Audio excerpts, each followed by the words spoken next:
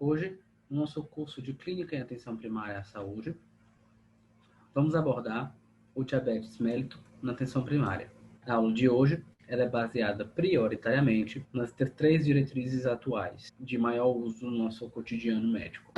As diretrizes da Sociedade Brasileira de Diabetes, vigentes desse biênio de 2019-2020, as diretrizes de 2019 da Sociedade Europeia de Cardiologia, em associação com a Sociedade Europeia de Estudos do Diabetes, e a diretriz de 2020 da Associação Americana de Diabetes. Meu nome é Breno Barroso, sou médico de família e comunidade. Essa temática de diabetes mellitus na atenção primária é bastante extensa, porque se trata de uma doença de um nível de complexidade um pouco maior de manejo, dentre as outras doenças crônicas não transmissíveis.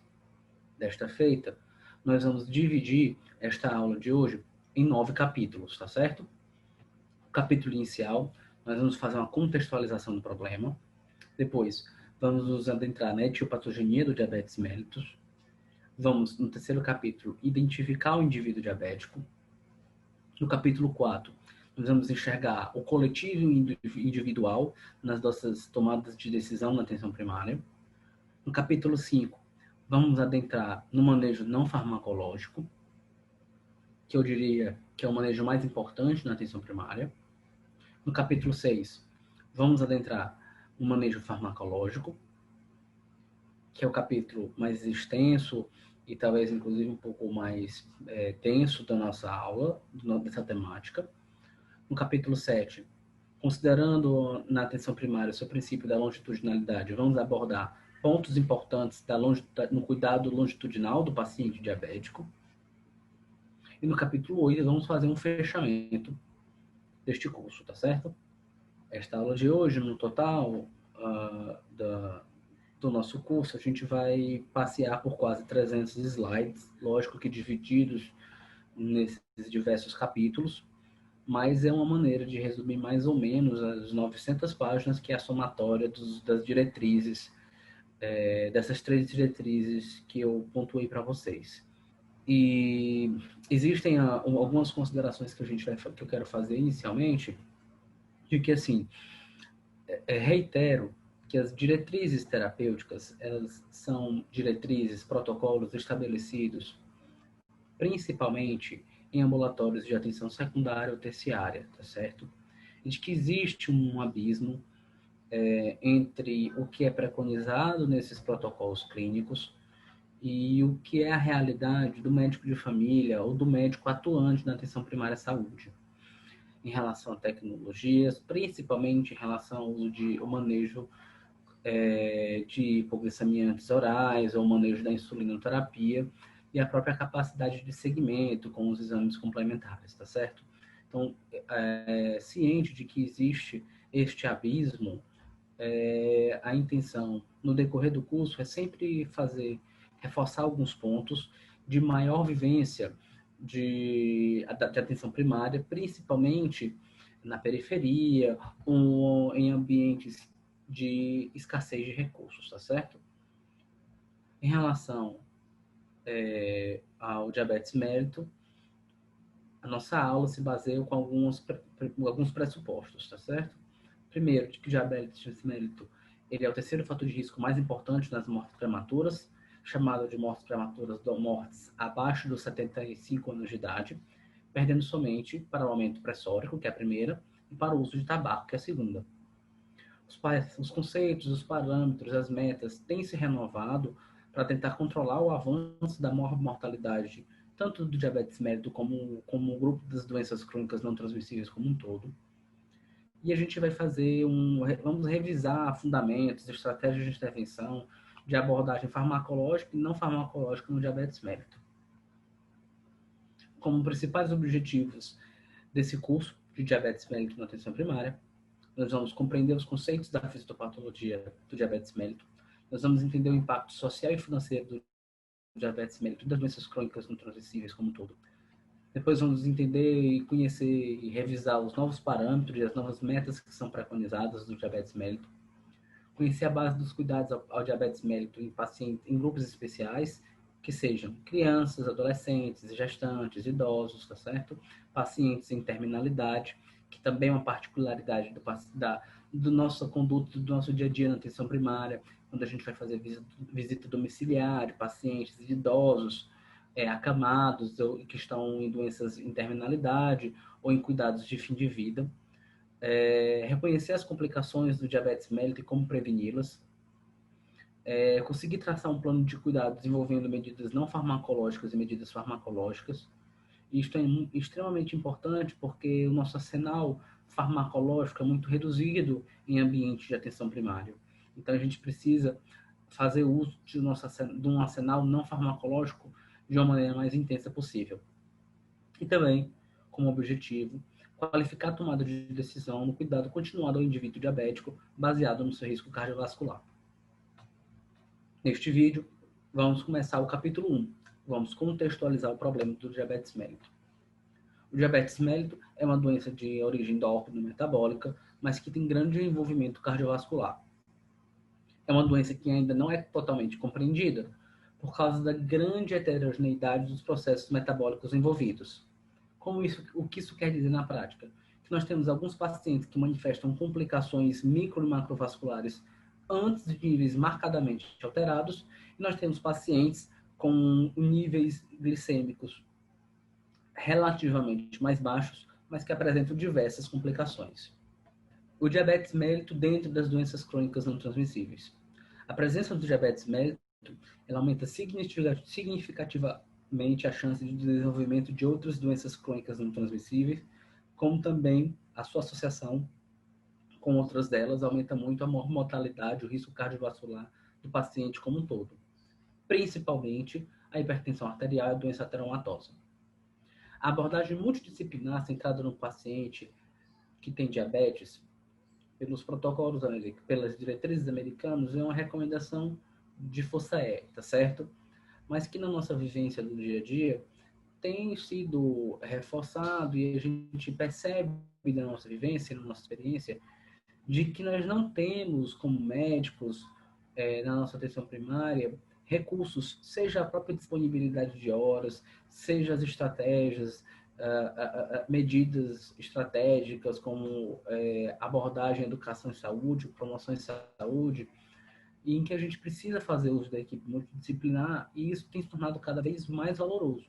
A nossa grande deficiência também, como uma equipe de estratégia de saúde da família, é a carência de um programa de educação permanente dentro da própria equipe. Então, se a gente se torna inseguro em relação ao tema, e a equipe se torna insegura em relação ao tema, acaba que a equipe fica menos engajada nessas outras técnicas de cuidado ao paciente diabético, nas estratégias no combate às doenças crônicas não transmissíveis.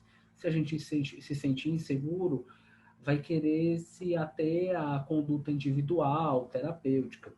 Mas quando a gente conversa, debate e faz um curso de capacitação continuada com a nossa equipe de saúde, nós vamos nos sentir mais seguros, mais capacitados para fazer outras intervenções de maneira coletiva, por exemplo, educação em saúde, palestras, tudo isso é muito importante. E talvez com a capacitação da equipe multidisciplinar, a gente consiga valorizar e qualificar o acompanhamento, tanto médico quanto multidisciplinar. Existem somente duas recomendações de força A nas diretrizes americanas de diabetes. As diretrizes americanas, elas são muitas vezes usadas como parâmetro, porque são a diretriz mais atual, né, de 2020, dentre as 3 diretrizes que eu citei para vocês, e também porque costuma ser a mais extensa em relação ao levantamento de dados, e isso é muito importante. De toda forma, não é a única diretriz mundial. E também existem muitos pontos extremamente relevantes nas diretrizes europeias que não são abordados tão aprofundadamente nas diretrizes americanas. Alguns pontos, na verdade, porque as diretrizes de diabetes elas foram feitas na maior parte em consenso é um conjunto, um colegiado envolvendo tanto a diretriz americana de diabetes quanto a diretriz europeia de diabetes, né? Retornando, devaguei. Existem somente duas recomendações de força A nas diretrizes de diabetes americanas e nas diretrizes de diabetes europeias. A primeira recomendação de força A é que a metformina é a medicação de primeira escolha no diabetes mellitus do tipo 2. E a segunda recomendação de força A é que os determinantes sociais devem ser considerados nas escolhas. Portanto, o consenso que nós temos no meio médico de que o metformina é uma boa medicação e que deve ser a medicação de primeira escolha é muito mais conhecido do que o consenso de que nós precisamos tomar os determinantes sociais como balizadores da nossa conduta médica. Então, isso tem um peso muito grande quando os determinantes sociais, quando as diretrizes pontuam que os determinantes sociais devem ser considerados e que os têm uma recomendação de força A. Porque isso significa que toda tomada de decisão que a gente fizer no paciente que tem diabetes mellitus, a gente tem que levar isso em conta. O plano de cuidados ele deve ser compartilhado, as decisões devem ser divididas com o paciente, e a abordagem ela deve ser focada no risco cardiovascular, portanto, envolvendo outros fatores de risco, tais como obesidade, sedentarismo, alimentação, tabagismo, etilismo. E por que é importante discutir diabetes mellitus na atenção primária? Porque quase 80% dos casos se concentram em países em desenvolvimento, metade dos casos, pelo menos, não são diagnosticados, e destes casos que não são diagnosticados, nós temos quase 85% em países em desenvolvimento, portanto, países com perfil do Brasil. Sendo mais claro, o Brasil é o quarto maior país em número de doentes de diabetes mellitus, tá certo? Perdendo somente para a China, Índia e Estados Unidos. E a prevalência do diabetes mellitus ela tem crescido com o decorrer dos anos, tá certo? Houve um aumento significativo na prevalência, um aumento de quase 62% na última década, em que passamos de 5,5% da população para 8,8%.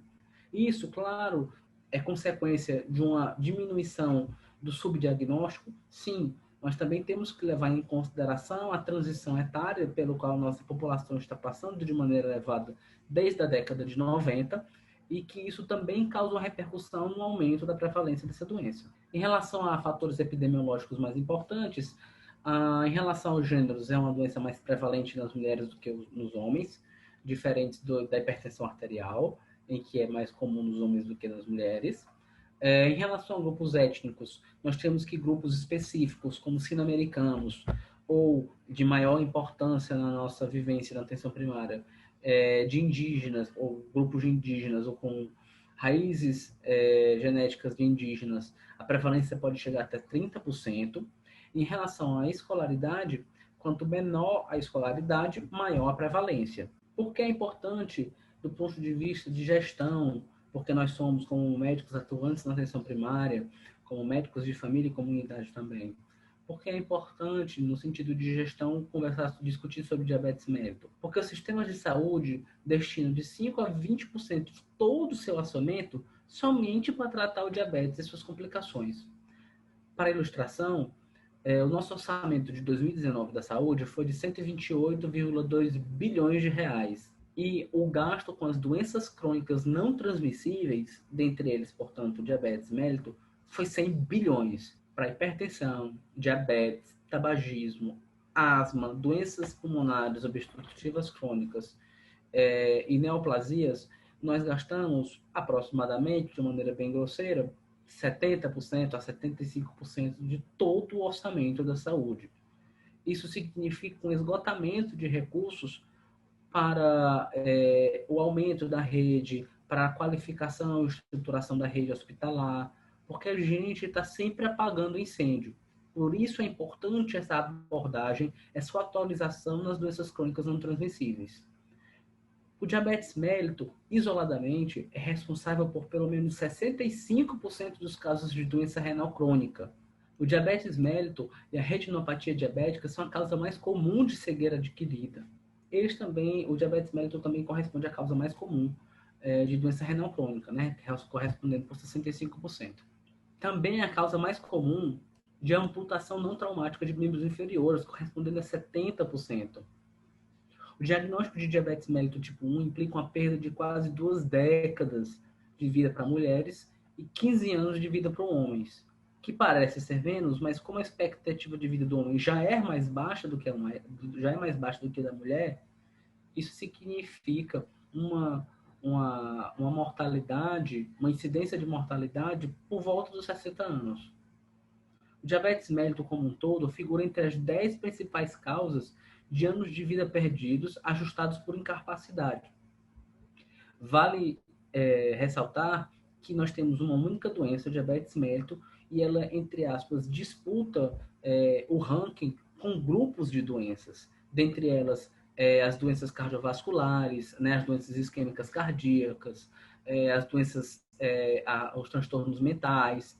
Então, o diabetes mellitus sozinho, ele fica no mesmo ranking, em altas colocações, né, desse ranking, contra grupos de doenças. Se a gente pegasse esses grupos de doenças que são considerados uma entidade só e desmembrasse esses grupos de doença, o diabetes mellitus ele aumentaria mais ainda no ranking, né?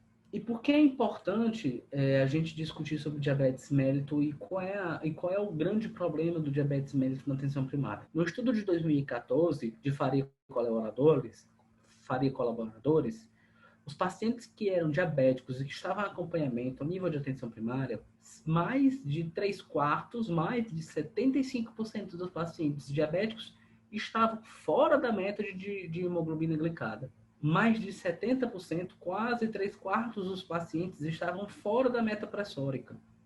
Os pacientes, mais de 75%, estavam fora da meta de circunferência abdominal. Quase 70% estava fora das metas de colesterol HDL e colesterol LDL, apesar de que a adesão ao tratamento medicamentoso beira os 85%. Portanto, nós temos que 85% dos pacientes aderem ao tratamento, mas mesmo assim, 3/4 dos pacientes não conseguem bater a meta de hemoglobina glicada. E por que isso? Isso se justifica, isso é uma consequência de talvez o mais alarmante dado desse estudo, que a adesão ao tratamento medicamentoso e não medicamentoso é de pífios 1,4%.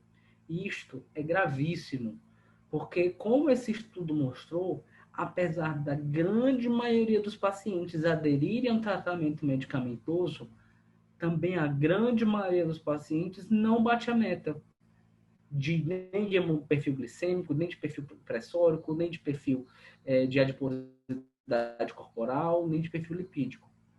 Por que isso? Porque as tecnologias farmacológicas que nós temos a nível de atenção primária não são suficientes. Aqui está provado. Mas as tecnologias não farmacológicas que complementam e têm um importantíssimo impacto na mudança do curso clínico da doença, elas não são reforçadas. A importância da adesão não farmacológica, ela não é reforçada. Os pacientes, eles não aderem às mudanças de estilo de vida, eles não melhoram a sua alimentação, eles não combatem o sedentarismo. Portanto, a adesão ao tratamento medicamentoso, que está em 85%, quando a gente condiciona esse tratamento medicamentoso ao não medicamentoso, a gente cai de 85% para 1%. E na região Nordeste é menos do que 1%. Então, isso é gravíssimo, porque esses dados reforçam de que as nossas tecnologias farmacológicas, elas, por si só, sozinha, elas não conseguem manter o nosso paciente com risco cardiovascular controlado.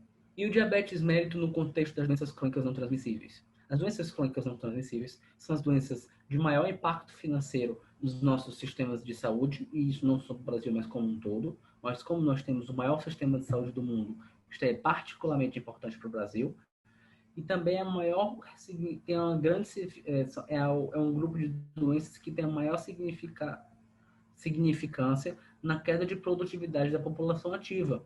E isso também causa repercussão nas nossas riquezas. É uma pandemia. Esse grupo de doenças corresponderam a 71% das mortes globais em 2014 e no Brasil em 2013 correspondeu a 30% das mortes. E isso levando em consideração a grande subnotificação e os nossos sistemas de informação que são muito precários. Mas o grande problema e a grande importância desse grupo de doenças a nível de atenção primária é que o controle de fatores de risco não modificáveis, que são tecnologias baratas, eles são extremamente importantes. São tecnologias que são aplicáveis a nível de atenção primária e eles combatem ao mesmo tempo todo esse grupo de doenças crônicas não transmissíveis, que sejam hipertensão, diabetes, asma, doença pulmonar obstrutiva crônica e neoplasias. Então, o combate a esses fatores de risco modificáveis que são em comum entre essas doenças, eles têm grande impacto no curso clínico das doenças. E assim, nós terminamos o capítulo 1 de uma contextualização do problema de diabetes e a gente entender a importância de a gente ter esse momento de conversa. No próximo vídeo, nós vamos começar a abordar a etiopatogenia do diabetes.